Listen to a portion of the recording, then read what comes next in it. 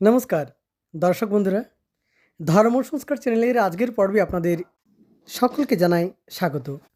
দর্শক বন্ধুরা, আজকের এই ভিডিওর যে আলোচ্য বিষয় তা হলো মাঘ মাসে কেন মূলো খাওয়া নিষেধ। মাঘ মাসে মূলো খেতে কেন বারণ করা হয়, সেই সঙ্গে মাঘ মাসে ধনিয়া পাতাও কেন খাওয়া নিষেধ। দর্শক বন্ধুরা, বাংলা সনের দশম মাস মাঘ মাস। এই মাসে সূর্যদেব মঘা নক্ষত্রে অবস্থান করেন, তাই এই মাসের নাম মাঘ মাস।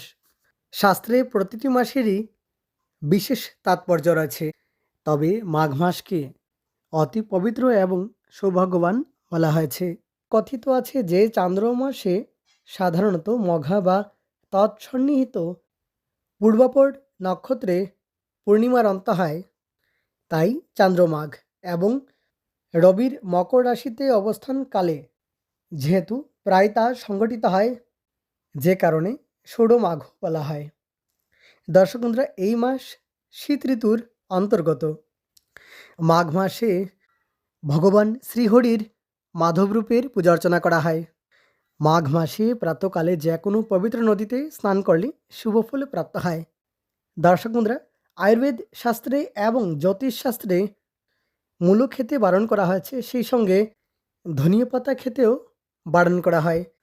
দর্শক বন্ধুরা, শাস্ত্রে বর্ণিত আছে কোন মাসে কি খাওয়া উচিত, কি খাওয়া উচিত নয়। দর্শক বন্ধুরা, শাস্ত্রে যেমন পূজা অর্চনা করার ক্ষেত্রে কিছু নিয়ম রয়েছে, ঠিক তেমনি শাকসবজি নিয়েও রয়েছে কিছু রীতিনীতি। তবে অবশ্যই তা আমাদের স্বাস্থ্যের সঙ্গে সম্পর্কিত, এবং এই নিয়ম মেনে চললে অবশ্যই আমাদের শরীর ভালো থাকবে, আমাদের স্বাস্থ্যের উন্নতি হবে, এবং শরীর যদি ভালো থাকে তাহলে অবশ্যই আমাদের মনও ভালো থাকে। তাই তো আমাদের শাস্ত্রে বর্ণিত আছে, বিশেষ করে আয়ুর্বেদ শাস্ত্রে বর্ণিত আছে ঋতু অনুসারে কোন খাবার আমাদের গ্রহণ করা উচিত, কোন শাকসবজি আমাদের খাদ্যরূপে গ্রহণ করা উচিত। দর্শক বন্ধুরা, শাস্ত্রে মাঘ মাসে মূলক ভক্ষণ নিষেধ বলা হয়েছে, অর্থাৎ মাঘ মাসে মূলো খাওয়া উচিত নয়। সেই সঙ্গে মাঘ মাসে ধনিয়া পাতা খেতেও বারণ করা হয়। মাঘ মাসে মূলো এবং ধনিয়া পাতা দুটোই অশুভ মানা হয়। দর্শক বন্ধুরা, যেমন ভাদ্র মাসে লাউ এবং চৈত্র মাসে শিম খেতে বারণ করা হয়েছে।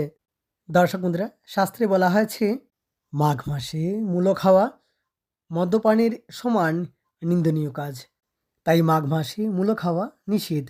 সেই সঙ্গে পিতৃকার্যে এবং দেবী দেবতার পূজা অর্চনার ক্ষেত্রে অন্নদান আদিতে মূলো দেওয়া নিষেধ। সেই সঙ্গে ধনিয়া পাতাকেও নিষিদ্ধ করা হয়েছে। দর্শক বন্ধুরা, মূলো এবং ধনিয়া পাতা শীতল প্রকৃতির। দর্শক বন্ধুরা, মূলোতে প্রচুর পরিমাণে জল থাকে, এবং আগেই বললাম মাঘ মাস শীত ঋতুর অন্তর্গত। মাঘ মাসে খুব ঠান্ডা থাকে, তাই মাঘ মাসে মূলোর সঙ্গে ধনিয়া পাতা খাওয়া কখনো উচিত নয়।